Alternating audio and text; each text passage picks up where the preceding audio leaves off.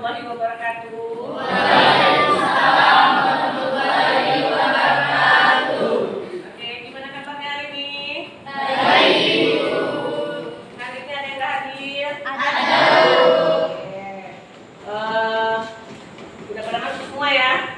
Sudah. Pada yang keluar? Sudah. Sebelumnya kita absen dulu, oke? Biar tahu siapa hari ini yang izin ya. Toha hadir? Izin. Hasan? Hadir, Bu. Amelia? Hadir. Riko? Hadir. Yulina? Saya Bu. Chandra? Hadir, Bu. Sabirin? Hadir, Bu. Ella? Saya Bu. Rijo? Hadir, Bu. Susanti? Saya Bu. Alfarezi? Hadir, Bu. Ayu? Saya Bu. Wiki? Hadir, Bu. Sela? Saya Bu. Maharani? Hadir Bu. Ibzir? Izin. Umi? Hadir Bu. Ade? Hadir, Bu. Maswardiansyah? Nurjana? Hadir Bu. Nova? Hadir Bu. Septiansyah? Hadir, Bu. Bayu? Izin. Oh, izin. Oke. Puja? Sigit? Hadir, Bu. Iken? Hadir Bu. Iluminasi? Hadir Bu. Irwan? Hadir, Bu. Wida? Hadir. Anita? Hadir Bu. Oke, dari semua ya. Kami hari ini izin 3 orang, ya. Oke, 3 orang izin. Hari ini kita tugas makalah kelompok bagi yang terakhir ya. Iya, Bu. Sebelum tugas makalah kelompok terakhir, Ibu mau remedial dulu. Yang masih ingat mata kuliah kita pada minggu lalu. Coba tunjuk tangan siapa yang masih ingat remedial? Kita remedial minggu lalu. Oke. Amelia, Jadi materi minggu lalu itu terdiri dari prinsip dari manajemen resiko. Prinsip dari manajemen resiko itu terdapat 3. Yang pertama, manajemen resiko menciptakan nilai tambah, memberikan kontribusi dan melalui peningkatan terhadap sasaran perusahaan. Yang kedua yaitu manajemen resiko diterapkan secara transparan untuk mengetahui bahwa manajemen resiko tetap relevan. Yang ketiga yaitu manajemen resiko bersifat dinamis, berulang dan tetap dan tanggap terhadap sebuah perubahan. oke. Oke. Terima kasih Amelia. Ya, siapa lagi yang masih ingat?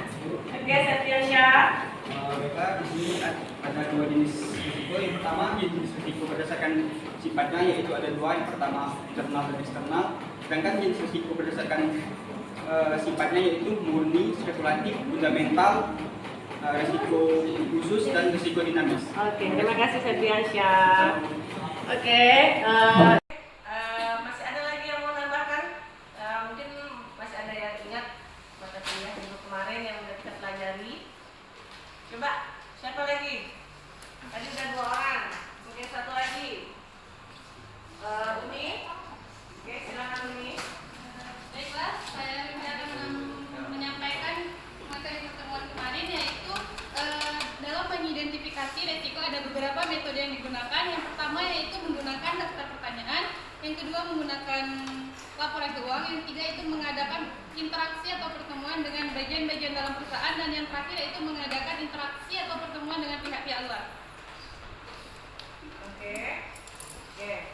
Berarti masih ingatlah mata kuliah kita yang minggu kemarin ya. Iya Bu. Saya rasa yang lain masih ingat ya. Masih dibaca-baca lah ya kan masalahnya.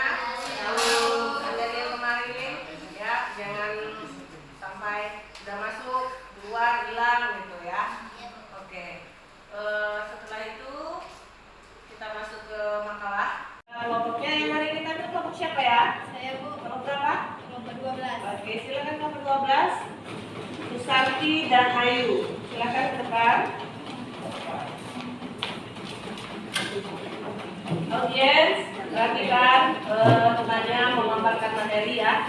Nanti tolong audiens persiapkan pertanyaannya, minimal 3 pertanyaan ya. Oke, silakan. Baiklah. Assalamualaikum warahmatullahi wabarakatuh. Waalaikumsalam warahmatullahi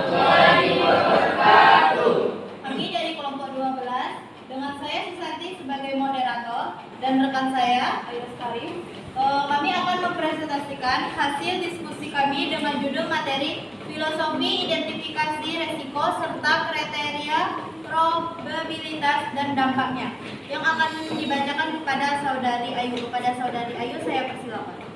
Baiklah, filosofi identifikasi risiko adalah suatu pandangan yang mendasari proses identifikasi risiko. Secara umum, filosofi identifikasi risiko merupakan suatu pendekatan dalam identifikasi risiko yang dilakukan dengan mempertimbangkan nilai-nilai dan prinsip yang dipegang oleh suatu organisasi atau kegiatan. Selanjutnya, filosofi identifikasi risiko terbagi menjadi 3. Yang pertama, filosofi proaktif, yang kedua filosofi reaktif, dan yang ketiga filosofi kombinasi. Cara mengidentifikasi risiko terbagi menjadi 3, yaitu identifikasi risiko berdasarkan tujuan, yang kedua identifikasi risiko berdasarkan skenario, yang terakhir proses identifikasi risiko. Teknik-teknik yang dipakai dalam mengidentifikasi risiko yang terbagi menjadi 3, yaitu analisis skenario, analisis SWOT, analisis risiko eksternal.